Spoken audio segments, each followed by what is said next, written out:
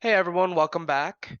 This year, to begin 2023, we have decided we're gonna finally take a crack at the MCU, and each week we're going to review a new movie from the MCU in chronological order. Hope you guys enjoy it, because I'm sure Edward and I are gonna have quite a bit of fun going through this. Oh yeah, absolutely. So last night in preparation for this, I watched Captain America, the first Avenger, and it had been a good while since I've seen this movie. And I don't like Captain America, I'm not gonna lie, but I like this movie. It's probably one of the best origin movies, in my opinion, of course, that I've seen. I've seen a lot of Batman stuff, I've seen a lot of Spider-Man. At this point, we know that, the pearls drop, that Spider-Man's uncle gets killed.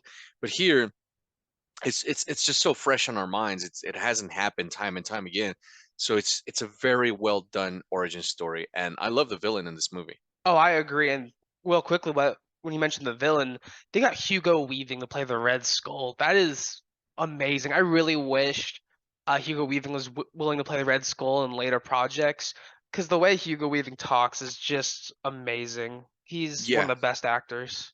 he's great, and he looks the part. He looks great in the part too. Yeah, this is one of my favorite MCU movies. The Captain America trilogy in itself is probably my favorite. But this was the first MCU movie I ever saw. I saw it in theaters with my parents, and they surprised me taking me to it.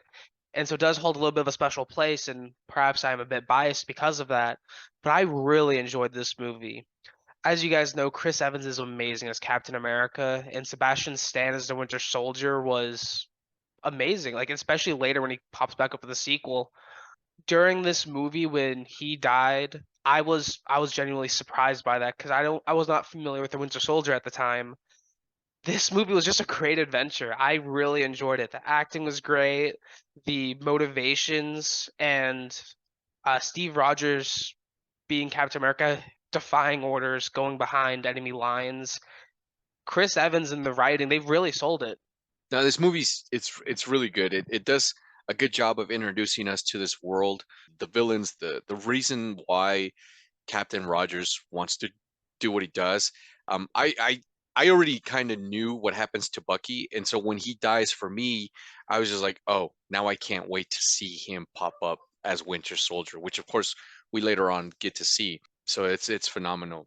Yeah, I was very excited to see him come back once I found out more about the Winter Soldier and like a few years later, once I actually read the comic book. But they set up a lot of things from this movie, and that's one of the things I really liked about the early MCU is what they were able to set up and what we knew was coming in just a couple years down the line. Griffin touched on something that's very important. So there are very few good trilogies out there. I would love to sit here and tell you that The Dark Knight's a perfect trilogy and so and so. The original Star Wars and Captain America's trilogy are probably the only ones. Not even The Godfather holds that title, sadly. It's a really well done progressive story from Captain One to The Winter Soldier to Civil War. We'll talk about those movies later on, but Chris Evans is phenomenal as Captain America. For all intents and purposes, that dude is Captain America. I thought it was funny how they played a nod to the comics and they gave him that goofy suit at the very beginning Yeah. and then later on we get to see his suit. And some people complain, they're like, that's not the Captain America suit that I'm aware of. Well, no, but you have to understand this is 1945, so we end up with a much cooler looking Captain America suit eventually. But they got the shield done right. They got the friendship and the rivalry between him and the Starks right, which I thought was really cool. Because Tony later on in the other movies he talks about like, why was my dad so hung up on this guy? Here's why. Yeah. They also introduced the Howling Commandos, which I don't know if that was something I would have expected going into this movie, but I'm really glad they did. The only thing I was missing was Nick Fury Sr. Yeah, I agree. That would have been dope. Yeah, but it probably would have caused several issues down the line. But this movie it's very enjoyable. If you for some reason you haven't seen it yet, go watch it. If you're gonna take this journey along with us, well, I really hope you guys Rewatch it. do. Yeah.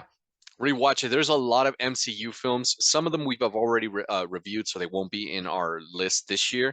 Some of them are fantastic and some of them are really lame, but we'll be reviewing them for you just the same. Thank you guys for watching. Leave a like, comment, subscribe, hit the notification bell, stay up to date with our current videos. Let us know what you think about Captain America. We'll see you guys next week for Captain Marvel. Take care, guys.